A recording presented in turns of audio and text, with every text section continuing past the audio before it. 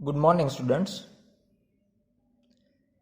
Chapter number 5માં આપણે જોયું હતું કે ગજ્જીઓ ચુંબક અને સોલેનોઇડ કઈ રીતે એકબીજા સાથે સામ્યતા ધરાવે છે.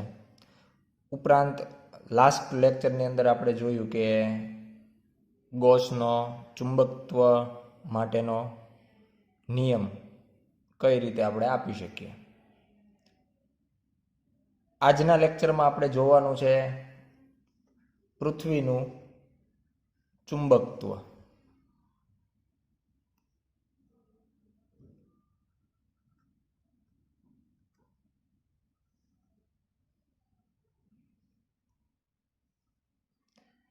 પૃથ્વીના ચુંબકત્વ માટે આપણે એવું કહી શકીએ કે અગાઉ પણ આપણે વાત થઈ છે કે પૃથ્વી પોતે કંઈક ચુંબકીય ક્ષેત્ર ધરાવે છે. આજે આપણે ઊંડાણપૂર્વક થોડો અભ્યાસ કરીએ. પહેલી બાબત એવી છે કે પૃથ્વી પોતે ચુંબકીય ક્ષેત્ર ધરાવે છે, પણ જુદા જુદા બિંદુએ અથવા તો સ્થાનોએ ચુંબકીય ક્ષેત્રનું જે મૂલ્ય છે એ આપણને જુદું જુદું મળે.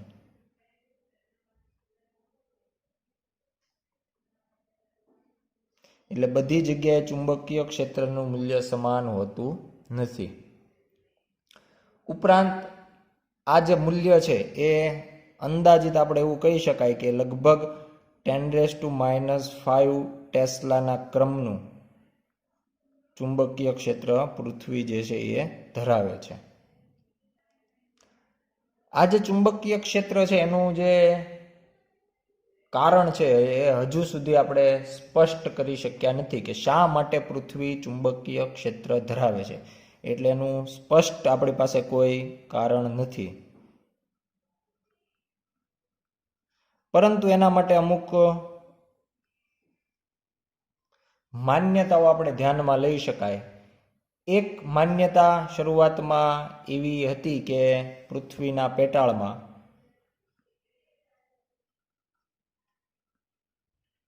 ખૂબ મોટું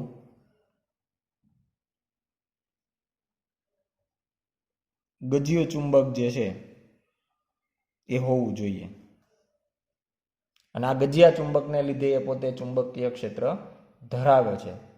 પણ ખરેખર તો આ અતિ સાદું નિરૂપણ જે કરવામાં આવ્યું હતું એ સત્ય નથી. એટલે ખરેખર આવું પેટાળની અંદર કોઈ ગજ્જીયું ચુંબક રહેલું નથી. એટલે આ જે માન્યતા છે એ વાસ્તવમાં અત્યારે જોઈએ તો એ ખોટી છે. બીજું એવું માનવામાં આવે છે અત્યારે કે પૃથ્વીનો જે કેન્દ્રીય ભાગ છે એના બહારના વિસ્તારમાં પીગળેલ પ્રવાહી, એટલે કે મોટા ભાગે આપણે એવું કહી શકાય કે પૃથ્વીના પેટાળમાં જે લોખંડ અને નિકલ જે છે, આવી જે ધાતુઓ છે, એ અંદરનું તાપમાન વધારે હોવાના કારણે પ્રવાહી સ્વરૂપે હોય. અને આ જે પ્રવાહી સ્વરૂપે હોય અને એના લીધે જે અંદર વિદ્યુત પ્રવાહો રચાય, જ્યારે આવી પ્રવાહિત આયનો સ્વરૂપ ધરાવતી વિદ્યુતભાર ગતિ કરે એટલે આપણને વિદ્યુત પ્રવાહો મળે, અને આ વિદ્યુત પ્રવાહોના કારણે ચુંબકીય ક્ષેત્ર ઉત્પન્ન થાય છે એવું કહી શકાય. પણ હજી આપણે એના માટે કહી દઈએ કે હજુ પણ આપણી માટે એનું કોઈ કારણ સ્પષ્ટ નથી. અત્યારે જે માન્યતા છે એ આ પ્રમાણે આપણે કહી શકીએ. પૃથ્વીની અત્યારની જે ક્ષેત્ર રેખાઓ છે એ વાસ્તવમાં એવી રીતે દર્શાવી શકાય કે જે પૃથ્વીના કેન્દ્ર ઉપર કોઈ ડાયપોલ રહેલી હોય અને ડાયપોલની જે ક્ષેત્ર રેખાઓ હોય એવી જ આપણને પૃથ્વીની ચુંબકીય ક્ષેત્ર રેખાઓ મળે છે. પરંતુ આકૃતિમાં જોઈ શકાય એ પ્રમાણે આ જે ડાયપોલ છે, જો એવી કાલ્પનિક ડાયપોલ આપણે વિચારીએ તો એની જે અક્ષ છે એ પૃથ્વીની જે ભ્રમણ અક્ષ છે એની સાથે એક રેખસ્થ નથી. એટલે બંને એકબીજા ઉપર સંપાત થતી હોય એ પ્રમાણે નથી, પરંતુ અત્યારના જે ભ્રમણ અક્ષ છે એની સાથે લગભગ 11.3 ડિગ્રી જેટલો કોણ બનાવે છે, જે આપણે અહીંયા દર્શાવેલ છે એટલે બંને જે અક્ષ છે એ એકબીજા ઉપર સંપાત નથી. અહીંયા સીધી જે બતાવવામાં આવી છે એ પૃથ્વીની ભ્રમણ અક્ષ છે. જ્યારે જે ક્રોસમાં બતાવવામાં આવી છે તો એ ક્રોસમાં જે બતાવવામાં આવી છે એ ચુંબકીય અક્ષ ગણી શકાય. અહીંયા આપણે જો નામકરણ આપીએ તો હવે આપણે બે અલગ અલગ નામકરણ આપવા પડે. એક અહીંયા આપણે NG દર્શાવ્યું છે. આ NG એવું દર્શાવે છે કે ઉત્તર દિશા, પણ ભૌગોલિક રીતે જિયોગ્રાફિકલ જે નોર્થ થાય એના માટે આપણે અહીંયા NG એવી સંજ્ઞા વાપરી, જે વાસ્તવિક ઉત્તર દિશા કહેવાય. અને અહીંયા આપણે SG વાપર્યું છે, એટલે જિયોગ્રાફિકલ સાઉથ. એટલે આ બંને ભૌગોલિક એટલે વાસ્તવિક જે દિશાઓ આપણે ગણીએ છીએ ઉત્તર અને દક્ષિણ, એને અનુલક્ષીને આ બંને ધ્રુવો થયા, જેને આપણે ભૌગોલિક ઉત્તર ધ્રુવ અને ભૌગોલિક દક્ષિણ ધ્રુવ કહીએ છીએ. આવા જ બીજા બે ધ્રુવ મળે જેને આપણે હવે ચુંબકીય ધ્રુવો, જે અંદર આપણે ડાયપોલ કાલ્પનિક રીતે વિચારી છે એના લીધે જે બે ધ્રુવ મળવાના છે. એ કઈ રીતે ધ્રુવ નક્કી થશે? તો કે જ્યાંથી ક્ષેત્ર રેખાઓ બહાર નીકળે છે અને જ્યાં ક્ષેત્ર રેખાઓ એ સમાય છે, અંદર દાખલ થાય છે, એને આપણે ચુંબકીય ધ્રુવો કહેશું. તો અહીંયાથી આપણે જોઈ શકાય કે ક્ષેત્ર રેખાઓ બહાર નીકળે છે આ વિસ્તારમાંથી. એ જ પ્રમાણે સામેના વિસ્તારમાંથી ક્ષેત્ર રેખાઓ જે છે એ અંદર દાખલ થાય છે. તો એના માટે અહીંયા આપણે SM એવી સંજ્ઞા વાપરી છે, એટલે કે મેગ્નેટિક સાઉથ. અને અહીંયા આપણે NM વાપર્યું છે, એટલે કે મેગ્નેટિક નોર્થ. એટલે આ પ્રમાણે હવે આપણી પાસે ટોટલ 4 ધ્રુવ બન્યા, 2 ભૌગોલિક અને 2 ચુંબકીય. આપણે જ્યારે કોઈ જગ્યાએ પૃથ્વીનો જે ગોળો છે જોતા હોઈએ તો એના ઉપર ઊભી અને આડી એવી રેખાઓ હોય છે. તો ઊભી જે રેખાઓ છે એને આપણે રેખાંશ કહીએ છીએ અને આડી જે રેખાઓ હોય એને આપણે અક્ષાંશ કહીએ છીએ. તો આ જ પ્રમાણે આપણા જે બંને ધ્રુવ છે, મેગ્નેટિક નોર્થ અને મેગ્નેટિક સાઉથ, તો એના માટે આપણને એના રેખાંશ અને અક્ષાંશ કેટલા હોય એ આપણે અહીંયા યાદ રાખવાના છે. તો અહીંયા આપણી પાસે જે ચુંબકીય ઉત્તર ધ્રુવ છે એના માટે અક્ષાંશ છે 79.74 ડિગ્રી નોર્થ અને રેખાંશ છે 71.8 ડિગ્રી વેસ્ટ. એટલે આ પ્રમાણે આપણે એના અક્ષાંશ અને રેખાંશ દર્શાવી શકાય. અને આ મુજબ આપણે એવું કહી શકાય કે અત્યારનો આપણે જે ચુંબકીય ઉત્તર ધ્રુવ છે એ ઉત્તર કેનેડામાં કંઈક આવે છે. એટલે એ એક્ઝેક્ટ લોકેશન આપણને ઉત્તર કેનેડાનું કોઈ મળશે. એ જ પ્રમાણે જે ચુંબકીય દક્ષિણ ધ્રુવ છે એનો જે અક્ષાંશ છે 79.74 ડિગ્રી સાઉથ અને રેખાંશ છે 108.22 ડિગ્રી ઈસ્ટ, જે એન્ટાર્કટિકાની અંદર આપણને આ સ્થાન જોવા મળે છે. એટલે ખરેખર જે વાસ્તવિક ભૌગોલિક ઉત્તર અને દક્ષિણ ધ્રુવ છે એના કરતાં આ બંને ધ્રુવો થોડા દૂરના બિંદુએ આપણને જોવા મળશે. બંને ધ્રુવોને જે નામ આપવામાં આવ્યા છે, તો જે ભૌગોલિક ઉત્તરની નજીક છે એને ચુંબકીય ઉત્તર નામ આપવામાં આવ્યું છે. જે ભૌગોલિક દક્ષિણની નજીક છે એને ચુંબકીય દક્ષિણ એવું નામ આપવામાં આવ્યું છે. પરંતુ ખરેખર ચુંબકના ધ્રુવોના નામ જે છે એ આપણે અલગ રીતે આપતા હોઈએ. ચુંબકની અંદર આપણે હંમેશા કઈ રીતે નામકરણ કરીએ? તો કે જે ધ્રુવમાંથી ક્ષેત્ર રેખાઓ બહાર નીકળતી હોય એને આપણે ઉત્તર ધ્રુવ ગણીએ છીએ અને ચુંબકના જે છેડામાં ક્ષેત્ર રેખાઓ દાખલ થતી હોય એને આપણે દક્ષિણ ધ્રુવ એવું નામ આપીએ છીએ.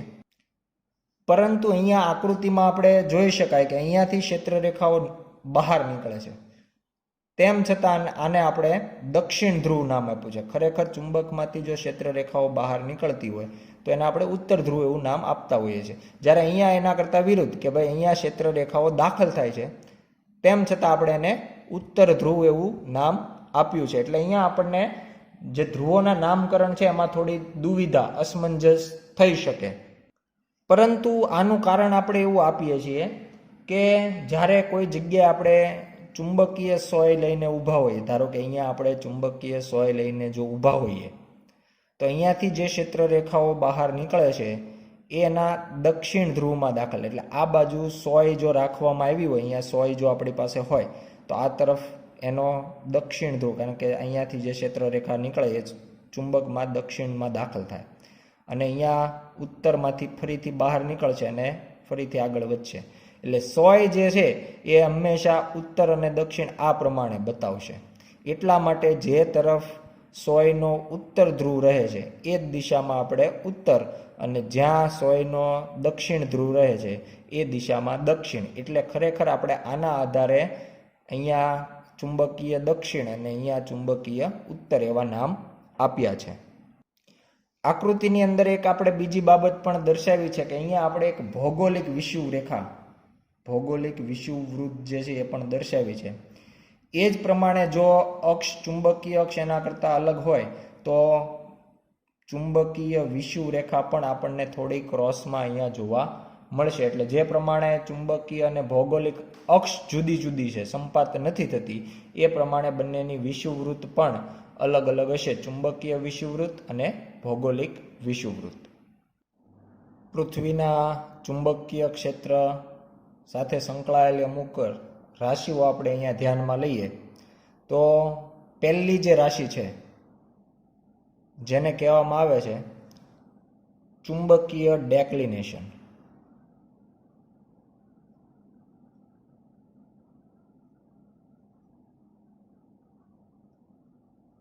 અને જેને આપણે કેપિટલ ડી વડે દર્શાવતા હોઈએ છીએ.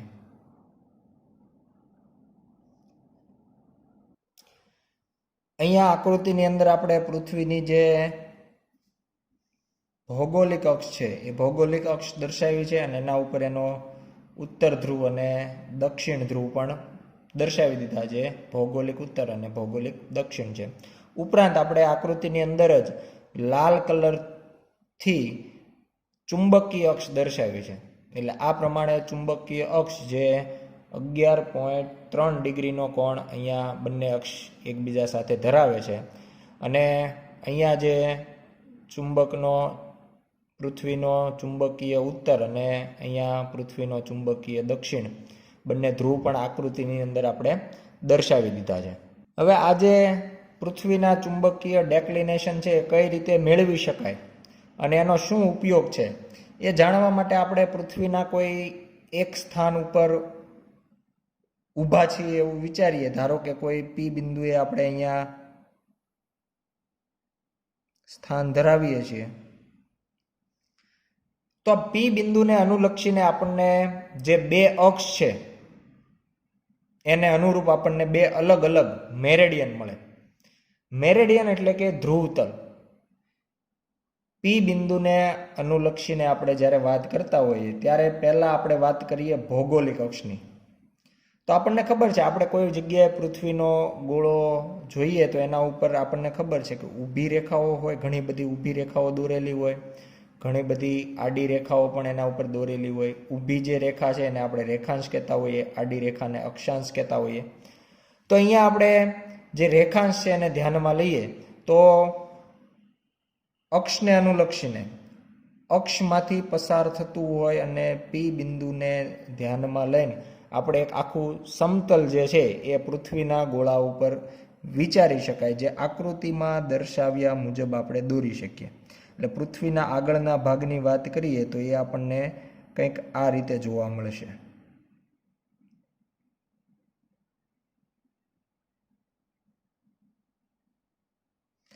આ જે દોર્યું છે એ આગળના ભાગમાં છે. આખું વર્તુળ પૂરું કરવા માટે આપણે પૃથ્વીના પાછળના ભાગમાં પણ આખું વર્તુળ જે છે એ આ રીતે દોરશું. એટલે કે આપણે એવું વિચારી શકાય કે પૃથ્વીને અહીંયાથી આપણે જો કાપી નાખીએ પી બિંદુને અનુલક્ષીને તો કાપવાથી આપણને એક્ઝેક્ટ આખો વર્તુળાકાર આડછેદ પૃથ્વીનો મળે કે જે પૃથ્વીની ભૌગોલિક અક્ષ ધરાવતો હોય. ભૌગોલિક અક્ષ આપણને એક્ઝેક્ટ આપણો જે આડછેદ લીધો છે એના ઉપર જ મળે. તો આ જે આખું સમતલ થયું જેનો આકાર વર્તુળ હશે, તો આ જે સમતલ થયું એને આપણે નામ આપશું ભૌગોલિક મેરેડિયન. મેરેડિયનને ગુજરાતીમાં કહેવાય ધ્રુવતલ. આ જ પી બિંદુને અનુલક્ષીને આપણે હવે જો અક્ષ બદલીએ એટલે કે ચુંબકીય અક્ષની વાત કરીએ તો ચુંબકીય અક્ષને અનુલક્ષીને પણ આપણને આવું મેરેડિયન મળશે. એટલે કે હવે આપણે ચુંબકીય અક્ષમાંથી પસાર થતું આવું ધ્રુવતલ દોરીએ તો એના માટે આપણે એના ચુંબકીય ધ્રુવોનો ઉપયોગ કરીએ. એટલે ચુંબકીય ધ્રુવ પ્રમાણે આપણે જો પી બિંદુને અનુલક્ષીને ધ્રુવતલ દર્શાવીએ તો એ આપણને કંઈક આ આકારનું મળશે.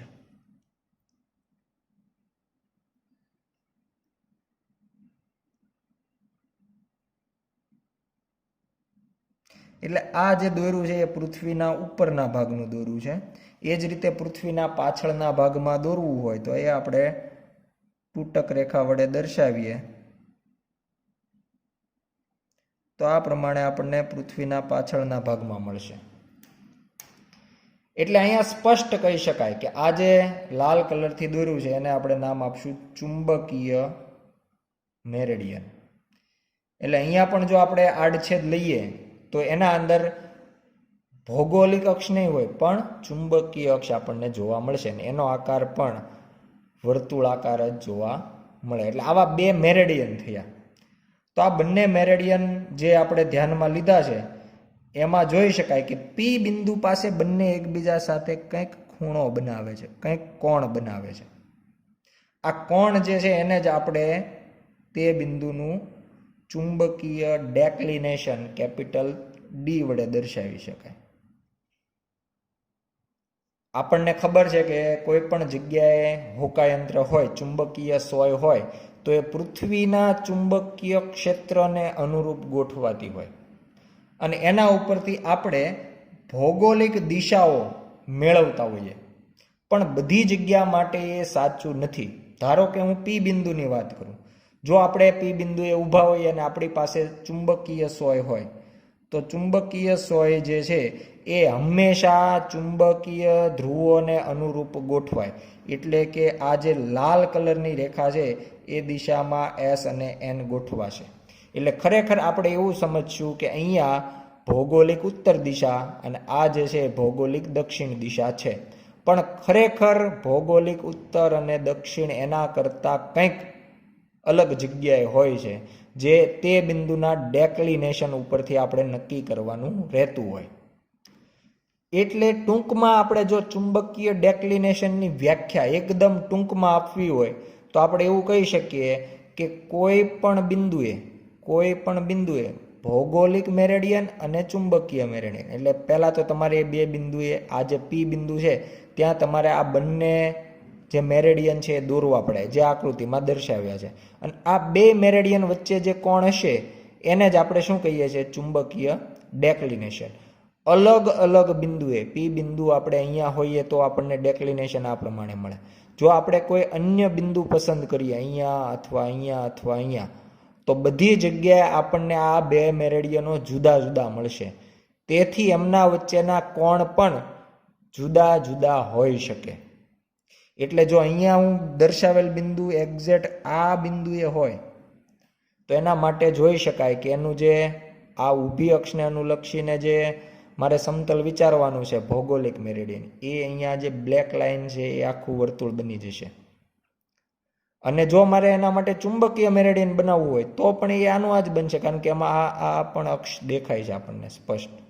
એટલે બંને આ બિંદુ માટે એવું બની શકે કે આ બંને સમતલ એક જ છે એટલે ડેક્લિનેશન શૂન્ય મળી શકે. એટલે આ બોર્ડર પરના કોઈ પણ બિંદુએ ડેક્લિનેશન શૂન્ય છે. પણ અહીંયા અથવા પૃથ્વીના પાછળના ભાગના જે પણ બિંદુઓ છે અથવા આગળના ભાગમાં જે કંઈ બિંદુઓ આવે છે ત્યાં આપણને ડેક્લિનેશન છે એ અલગ અલગ બિંદુએ અલગ અલગ હશે. અહીંયા જે આપણે બ્લેક કલરની બોર્ડરની વાત કરીએ છીએ એ આપણા ભારતમાંથી જ પસાર થાય છે. અને આપણા બે જે સિટી છે એમાંનું એક છે દિલ્હી. એમાં આ ડેક્લિનેશન ખૂબ જ ઓછું છે, 0 ડિગ્રી 41 મિનિટ ઈસ્ટ. અને બીજું સિટી છે મુંબઈ, જેમાં છે 0 ડિગ્રી અને 58 મિનિટ વેસ્ટ. ઈસ્ટ એટલે જો આ બંને વચ્ચેનો કોણ પૂર્વ તરફ હોય તો એને ઈસ્ટ કહેવાય, અને જો આ જે કોણ છે એ પશ્ચિમ તરફ હોય તો એને વેસ્ટ કહેવાય. એટલે આપણે એવું કહી શકીએ કે આ જે આપણે બ્લેક કલરની બોર્ડર બતાવી છે એ જ ભારતમાંથી પસાર થાય છે એવું વિચારી શકાય. અને દિલ્હી અને મુંબઈમાં ખૂબ જ ઓછું ડેક્લિનેશન છે. એટલે આપણે દિલ્હી અને મુંબઈમાં જે દિશાઓ ઉત્તર દિશા અને દક્ષિણ દિશા તરીકે લઈએ એ આપણને એક્ઝેક્ટ સાચી છે એવું પણ કહી શકાય. બીજી એક બાબત યાદ રાખવાની કે કોઈ પણ જગ્યાએ આપણી હોકાયંત્રની સોય અથવા ચુંબકીય સોય હોય એ હંમેશા ચુંબકીય મેરેડિયનમાં જ ગોઠવાય. એ ક્યારે પણ ભૌગોલિક મેરેડિયનમાં ગોઠવાતી નથી. એ હંમેશા ચુંબકીય મેરેડિયનની અંદર, કારણ કે ચુંબકીય ક્ષેત્રને અનુલક્ષીને ગોઠવાય છે, પૃથ્વીના ચુંબકીય ક્ષેત્રને અનુલક્ષીને. એટલે હંમેશા ચુંબકીય મેરેડિયનમાં સોય ગોઠવાય, ભૌગોલિક મેરેડિયનમાં ક્યારેય ગોઠવાય નહીં. પૃથ્વીના ચુંબકીય ક્ષેત્ર સાથે સંકળાયેલી બીજી જે રાશિ છે એને આપણે કહીએ છીએ ડીપ એંગલ અથવા એંગલ ઓફ ડીપ એવું પણ નામ આપવામાં આવે. ગુજરાતીમાં કહેવામાં આવે તો નમન કોણ એવું પણ નામ આપી શકાય. ઉપરાંત ઇન્ક્લિનેશન એવો ઉલ્લેખ પણ કરી શકાય. આકૃતિમાં દર્શાવ્યા મુજબ આપણે એવું કહી શકાય કે અહીંયા આપણે પૃથ્વીના કેન્દ્રમાં એક ડાયપોલ તરીકે ગજિયા ચુંબક વિચાર્યો છે. ખરેખર આવો ગજિયો ચુંબક કેન્દ્રમાં નથી, પણ પૃથ્વીની ક્ષેત્ર રેખાઓ એને મળતી આવતી હોવાથી આપણે એવો ખ્યાલ કલ્પના કરી છે. અને આના અંદર આપણે સ્પષ્ટ જોઈ શકીએ કે પૃથ્વીના અલગ અલગ બિંદુએ જો આપણે ચુંબકીય સોય રાખીએ તો એ આકૃતિમાં દર્શાવ્યા મુજબ કેવી રીતે ગોઠવાય છે. આપણે જોઈ શકીએ કે જ્યારે એ ચુંબકીય વિષુવવૃત્ત પર હોય ત્યારે જ પૃથ્વીને સમક્ષિતિજ ગોઠવાય. એટલે પૃથ્વીની જે સમક્ષિતિજ સપાટી છે એને અનુરૂપ ચુંબકીય સોય હોય છે. બાકીના અલગ અલગ કિસ્સાઓમાં આપણે જો ઉત્તર તરફ જઈએ અથવા દક્ષિણ તરફ જઈએ, બંને કિસ્સામાં સોય જે છે એ સમક્ષિતિજ ગોઠવાતી નથી, પણ અમુક એંગલે ગોઠવાશે. કારણ કે જે પ્રમાણે ચુંબકીય ક્ષેત્ર રેખાઓ પૃથ્વીમાંથી બહાર નીકળતી હોય અથવા દાખલ થતી હોય એ જ પ્રમાણે સોય પણ ગોઠવાશે. અને જેના કારણે આકૃતિમાં આપણે સ્પષ્ટ જોઈ શકીએ કે બધી જગ્યાએ સોય જે છે એ સમક્ષિતિજ રહેવાની નથી. પણ આપણું જે સાદું હોકાયંત્ર હોય તો એના અંદર ચુંબકીય સોય જે છે એ સમક્ષિતિજ સાથેનો કોણ માપી શકતી નથી. એટલે સાદું હોકાયંત્ર પણ આપણે આકૃતિમાં એક દર્શાવ્યું છે. એમાં જોઈ શકાય કે એ ઉપર નીચે કોણ નહીં બતાવી શકે, એટલે એના અંદર આપણે ડીપ એંગલ માપી શકતા નથી. પણ એના માટે આપણે એક અલગથી આકૃતિ દર્શાવી છે કે જેમાં આપણે ડીપ એંગલ પણ માપી શકાય. તો ડીપ એંગલ માટે આપણે સ્પષ્ટ કહી શકાય કે જ્યારે આપણે ચુંબકીય સોય જે છે એ સમક્ષિતિજ રેખા સાથે નીચે અથવા ઉપર તરફ જે કોણ બતાવે એને આપણે એનો એંગલ ઓફ ડીપ અથવા નમન કોણ એવું કહેતા હોઈએ છીએ. તો નમન કોણ માટે આપણે વ્યાખ્યા જો આપવી હોય તો આપણે એવી આપી શકાય કે પૃથ્વીના કુલ ચુંબકીય ક્ષેત્ર, જેને આપણે BE એટલે કે એટલે અર્થ માટે અહીંયા વાપરો છે, વડે પૃથ્વીની સપાટી, જેને આપણે સમક્ષિતિજ કહેતા હોય, પૃથ્વીની સપાટી સમક્ષિતિજ જ હોય, એટલે પૃથ્વીની સપાટી સાથે બનતો કોણ એટલે ડીપ એંગલ અથવા તો નમન કોણ, જેને આપણે કેપિટલ I અથવા તો ઘણી વખત ફાઈ વડે પણ દર્શાવતા હોઈએ છીએ. ત્રીજી જે રાશિ છે જે પૃથ્વીના ચુંબકીય ક્ષેત્ર સાથે સંકળાયેલી છે, પૃથ્વીના ચુંબકીય ક્ષેત્રના ઘટક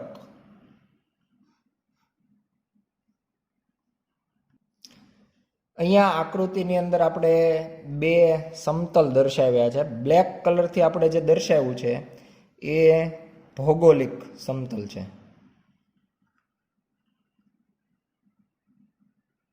અને લાલ કલરથી જે દર્શાવ્યું છે એ ચુંબકીય સમતલ છે. અને બંને વચ્ચેનો જે કોણ બનતો હોય એને આપણે ડેક્લિનેશન કહીએ છીએ. એટલે કોઈ એક બિંદુએ આપણે બંને સમતલો ખરેખર તો ખૂબ મોટા હોય છે, આપણે એક નાના એવા ભાગ તરીકે બંને મેરેડિયનો દર્શાવ્યા છે. તો આપણે કોઈ પી બિંદુએ છીએ ને ત્યાં બંને સમતલો એકબીજા સાથે કંઈક ડી કોણ બનાવે છે, જે આપણે અહીંયા દર્શાવ્યો છે. હવે આ બિંદુએ જો આપણી પાસે ચુંબકીય સોય હોય અને એ ચુંબકીય સોયને આપણે ચુંબકીય ક્ષેત્રની દિશા જાણવા માટે અથવા તો ભૌગોલિક દિશાઓ જાણવા માટે વાપરતા હોઈએ, તો આપણને ખ્યાલ છે કે એ ક્યારેય ભૌગોલિક મેરેડિયનમાં ગોઠવાશે નહીં, એ હંમેશા ચુંબકીય મેરેડિયનમાં જ ગોઠવાય. તો ચુંબકીય મેરેડિયનમાં ગોઠવાય તો બની શકે કે આપણે જો ચુંબકીય વિષુવવૃત્ત પર ન હોઈએ તો એ જે સમક્ષિતિજ સપાટી છે એને અનુલક્ષીને નહીં ગોઠવાય, સમક્ષિતિજ દિશામાં ન ગોઠવાય, અને ધારો કે એ કંઈક ક્રોસમાં ગોઠવાય છે. આ રીતે જો આમ ગોઠવાય, આ જે રેખાઓ છે બંને એ સમક્ષિતિજ છે અને આ જે છે ઉધ્વ છે, પણ એમના વચ્ચે કંઈક સોય આ રીતે ગોઠવાય છે. તો એના માટે આપણે એવું સ્પષ્ટ કહી શકાય કે ચુંબકીય સોય જે દિશામાં ગોઠવાય છે, સમક્ષિતિજ સાથે જે કોણ બને એને આપણે ડીપ એંગલ એવું નામ આપીએ છીએ. એટલે ખરેખર ચુંબકીય ક્ષેત્રની દિશા જે આપણે વાત કરીએ છીએ આ છે બીઈની દિશા. જે દિશામાં સોય ગોઠવાય એ ચુંબકીય ક્ષેત્રની દિશા હોય, અને એનો આ સમક્ષિતિજ રેખાઓ છે. તો સમક્ષિતિજ સાથેનો જે કોણ છે એ આપણે કહી દીધો આઈ. તો આના ઉપરથી હવે આપણે પૃથ્વીના ચુંબકીય ક્ષેત્રના બે ઘટક ધ્યાનમાં લઈ શકાય. એક સમક્ષિતિજ દિશામાંનો ઘટક એટલે આ દિશામાં મળશે, અને એક ઉધ્વ દિશામાંનો ઘટક એટલે કે આપણને ઉધ્વ દિશામાં એટલે કે નીચે તરફ અધો દિશામાં મળશે. સમક્ષિતિજ જે ઘટક છે એને આપણે એચ ઈ સદિશ વડે દર્શાવતા હોઈએ, અને જે ઉધ્વ ઘટક છે જેને આપણે ઝેડ ઈ વડે દર્શાવતા હોઈએ. ઘણી વખત આની અલગ અલગ સંજ્ઞાઓ પણ હોય છે. ઘણી વખત બી એચ અને બી વી વડે પણ આપણે એને દર્શાવતા હોઈએ, હોરિઝોન્ટલ અને વર્ટિકલ. એટલે સંજ્ઞાઓ જુદી જુદી હોઈ શકે સમક્ષિતિજ ઘટક માટે અને ઉધ્વ ઘટક માટે. તો આ બંને જો આકૃતિમાં દર્શાવી દઈએ તો અહીંયા આપણે એચ ઈ સદિશ લખી શકાય અને નીચે તરફ આપણે ઝેડ ઈ સદિશ લખી શકાય. તો હવે સ્પષ્ટ છે કે પૃથ્વીનું જે કુલ ચુંબકીય ક્ષેત્ર છે એણે સમક્ષિતિજ ઘટક સાથે જે કોણ બનાવ્યો છે એને પણ આપણે ડીપ એંગલ એવું વ્યાખ્યા તરીકે લઈ શકાય. જ્યારે આપણે પૃથ્વીના ઉત્તર ગોળાર્ધની અંદર હોઈએ તો આપણી જે સોય છે એનો ઉત્તર ધ્રુવ છે એ નીચે તરફ નમેલો હોય,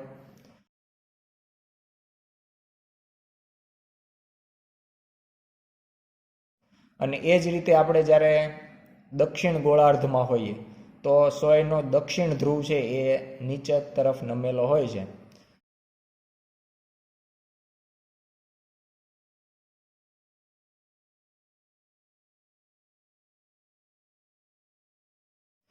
આપણે જ્યારે પૃથ્વીના ચુંબકીય ક્ષેત્રની વાત કરતા હોઈએ તો એને દર્શાવવા માટે આપણે આજે ત્રણ જે રાશિઓ ભણ્યા એ ત્રણ રાશિઓ આપણે એકદમ સ્પષ્ટ કહી શકીએ કે પહેલી રાશિની જરૂર પડે જેને કહીએ છીએ ડેક્લિનેશન ડી, બીજી રાશિ જેને આપણે ડીપ એંગલ કહીએ છીએ આઈ, અને ત્રીજી રાશિ તરીકે પૃથ્વીના ચુંબકીય ક્ષેત્રનો સમક્ષિતિજ ઘટક જેને આપણે કહીએ છીએ એચ ઈ. એટલે આ ત્રણ રાશિની મદદથી આપણે પૃથ્વીના ચુંબકીય ક્ષેત્રના બધી જ માહિતીઓ છે એ આપણે આપી શકીએ.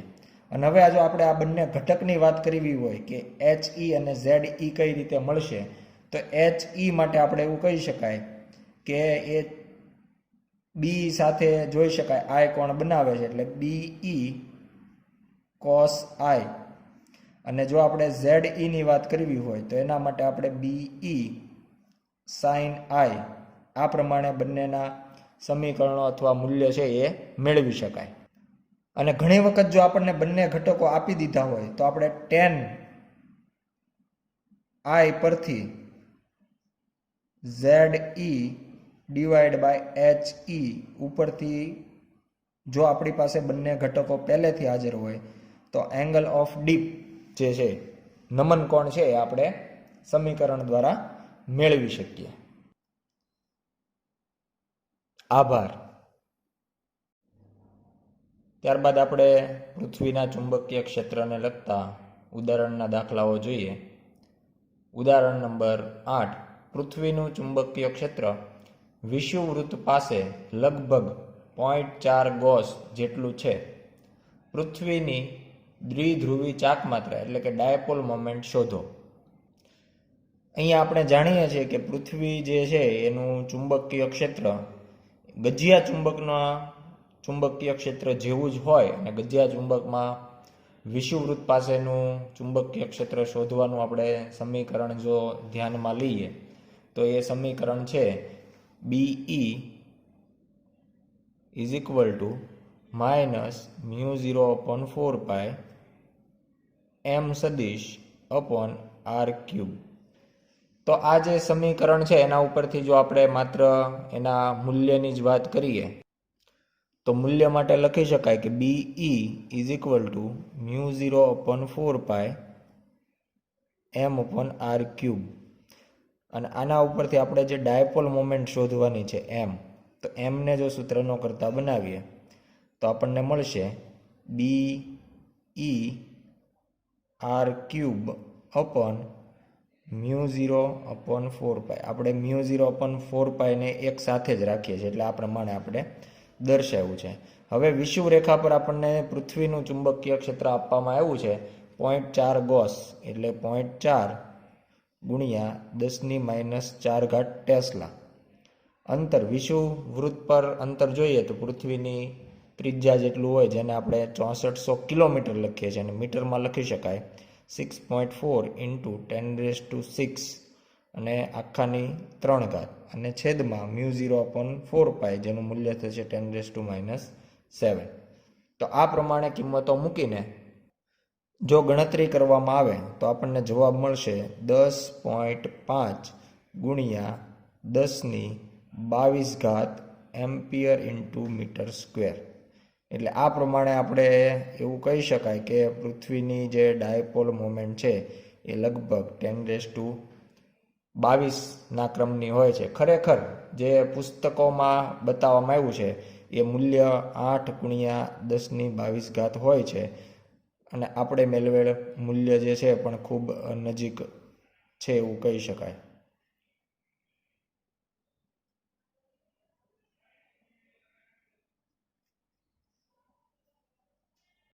ઉદાહરણ નંબર 9. કોઈ સ્થાનના ચુંબકીય ધ્રુવતલમાં પૃથ્વીના ચુંબકીય ક્ષેત્રનો સમક્ષિતિજ ઘટક 0.26 ગોસ છે અને નમન કોણ એટલે કે ડીપ એંગલ 60 ડિગ્રી છે. તો આ સ્થળે પૃથ્વીનું ચુંબકીય ક્ષેત્ર કેટલું હશે? અહીંયા આપણને પૃથ્વીનો ચુંબકીય ક્ષેત્રનો સમક્ષિતિજ ઘટક આપ્યો છે જેને આપણે HE કહીએ છીએ, જેનું મૂલ્ય આપણને 0.26 ગોસ જેટલું આપવામાં આવ્યું છે, જેને આપણે 0.26 ગુણ્યા 10⁻⁴ ટેસ્લા તરીકે પણ લઈ શકાય અથવા આપણે ગોસમાં પણ રાખી શકાય. અને હવે આપણે એ ઘટકના મૂલ્યની વાત કરીએ તો આપણે જાણીએ છીએ કે એનું મૂલ્યનું સમીકરણ છે એ BE cos I જેટલું હોય છે, જ્યાં I જે છે એને ડીપ એંગલ કહેવામાં આવે અથવા તો નમન કોણ આપણે કહીએ છીએ. અને હવે જો BE ને આપણે સૂત્રનો કરતા બનાવીએ પૃથ્વીનું ચુંબકીય ક્ષેત્ર કેટલું હોય તો HE ના છેદમાં cos I લખી શકાય, જ્યાં HE નું મૂલ્ય છે 0.26 ગુણ્યા 10⁻⁴ છેદમાં cos I એટલે cos 60 અને cos 60 ડિગ્રી જે છે એનું મૂલ્ય થશે 1/2 અને 1/2 હોય તો એના ઉપરથી આપણને આ જે જવાબ છે એ 0.52 ગુણ્યા 10⁻⁴ ટેસ્લા અથવા તો 0.52 ગોસ જેટલું ચુંબકીય ક્ષેત્ર છે એવું કહી શકાય. ત્યારબાદ જોઈએ સ્વાધ્યાયના દાખલા. 10. મેગ્નેટિક મેરેડિયનને સમાંતર ઉધ્વ સમતલમાં મુક્ત ભ્રમણ કરી શકે તેવી એક ચુંબકીય સોયની અણી સમક્ષિતિજ સાથે નીચે તરફ 22 ડિગ્રીનો કોણ બનાવતી દિશામાં છે. આ સ્થળે પૃથ્વીના ચુંબકીય ક્ષેત્રનો સમક્ષિતિજ ઘટક 0.35 ગોસ જેટલો આપેલ છે. આ સ્થળે પૃથ્વીના ચુંબકીય ક્ષેત્રનું માન શોધો. અહીંયા પણ આપણને સમક્ષિતિજ ઘટક પરથી ચુંબકીય ક્ષેત્રનું મૂલ્ય મેળવવાનું કીધું છે. તો સમક્ષિતિજ ઘટકનું સૂત્ર આપણે લખીએ HE = BE cos I, અને એ મુજબ આપણે જો બી ને સૂત્ર ન કરતા બનાવીએ તો HE/cos I થશે. જ્યાં આપણને HE સમક્ષિતિજ ઘટક આપવામાં આવ્યો છે 0.35 અને ખૂણો આપવામાં આવ્યો છે 22 ડિગ્રી. એટલે cos 22ની વેલ્યુ આપણે લોગ ટેબલમાં જોઈ લઈએ અને એનાથી કિંમત મૂકીએ તો 0.35/0.9272. cos 22ની વેલ્યુ થશે 0.9272 અને એનાથી આપણને BE એટલે ચુંબકીય ક્ષેત્રનું મૂલ્ય મળશે લગભગ 0.38 ગોસ જેટલું, અથવા ટેસ્લામાં લખીએ તો 0.38 × 10⁻⁴ ટેસ્લા. સ્વાધ્યાયનો 11મો દાખલો. આફ્રિકામાં કોઈ સ્થળે ચુંબકીય કંપાસ ભૌગોલિક ઉત્તરથી 12 ડિગ્રી પશ્ચિમ તરફ દર્શાવે છે. નમન વર્તુળની ચુંબકીય સોયના ઉત્તર ધ્રુવની અણીને મેગ્નેટિક મેરેડિયનના સમતલમાં રાખતા તે સમક્ષિતિજ સાથે ઉત્તર તરફ 60 ડિગ્રીનો કોણ બનાવે છે. પૃથ્વીના ક્ષેત્રનો સમક્ષિતિજ ઘટક આ સ્થળે 0.16 ગોસ છે. આ સ્થળે પૃથ્વીના ચુંબકીય ક્ષેત્રની દિશા અને મૂલ્ય દર્શાવો. અહીંયા રકમની શરૂઆતમાં જે આપણને 12 ડિગ્રી પશ્ચિમ તરફ એવી દિશા આપવામાં આવી છે એ ખરેખર આપણને ડેક્લિનેશન આપવામાં આવ્યું છે 12 ડિગ્રી પશ્ચિમ તરફ. ઉપરાંત આપણને સમક્ષિતિજ સાથેનો કોણ આપવામાં આવ્યો છે, એટલે કે ઇન્ક્લિનેશન અથવા તો એંગલ ઓફ ડીપ કહી શકાય, એ આપણને આપવામાં આવ્યો છે 60 ડિગ્રી. અને સાથે સાથે એક સમક્ષિતિજ ઘટક આપવામાં આવ્યો છે જેને આપણે HE કહીએ છીએ, જે આપવામાં આવ્યો છે 0.16 ગોસ.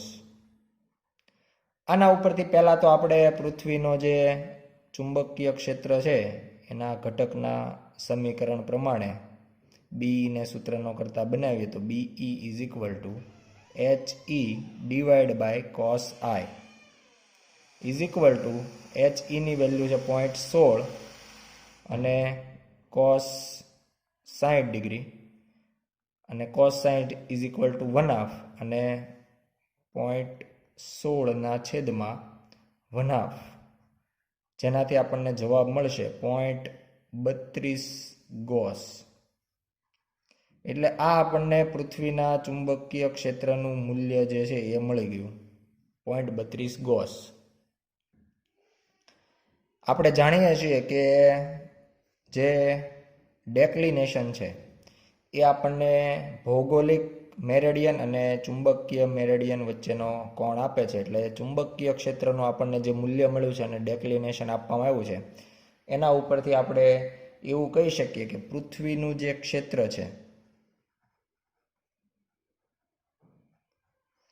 એ ભૌગોલિક મેરેડિયનથી અથવા ભૌગોલિક ઉત્તરથી 12 ડિગ્રી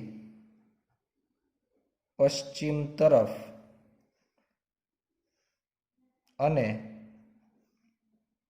સમક્ષિતિજ થી 60 ડિગ્રી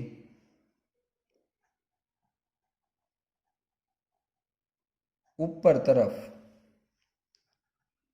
ઉત્તર દિશામાં હશે. આભાર.